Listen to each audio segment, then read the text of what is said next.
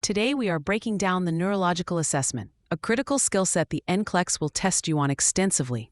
The exam won't just ask you to define terms, it will present a patient scenario and ask for your priority action based on your assessment findings.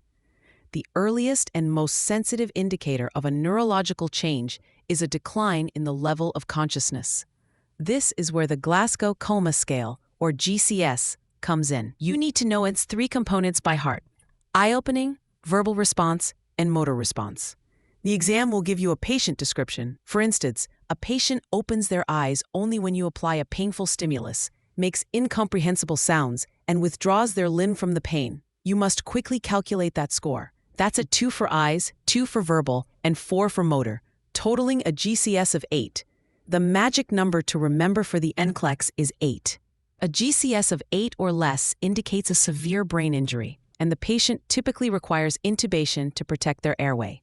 Less than 8, intubate. Next, let's talk pupils.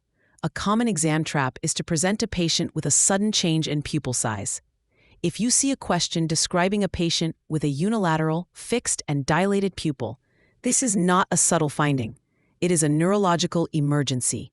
This blown pupil is a classic sign of increased intracranial pressure, or ICP, causing pressure on cranial nerve 3, the oculomotor nerve. This often signals impending brain herniation, and you must notify the provider immediately. Don't select an answer like document the findings or reassess in 15 minutes. Your priority is to escalate care. The NCLEX also tests motor and sensory function. You might see a question about pronator drift. If a patient holds their arms out, palms up with eyes closed, and one arm starts to drift downward and pronate, it's a specific and sensitive sign of an upper motor neuron lesion, often seen in early-stage strokes. This is a more subtle finding than complete paralysis, making it a perfect topic for an application-based question. Now for increased intracranial pressure. The exam loves to test the late, ominous signs known as Cushing's Triad. You must have this memorized. And a great way to remember it is to think of it as the opposite of shock. Shock involves low blood pressure and a high heart rate.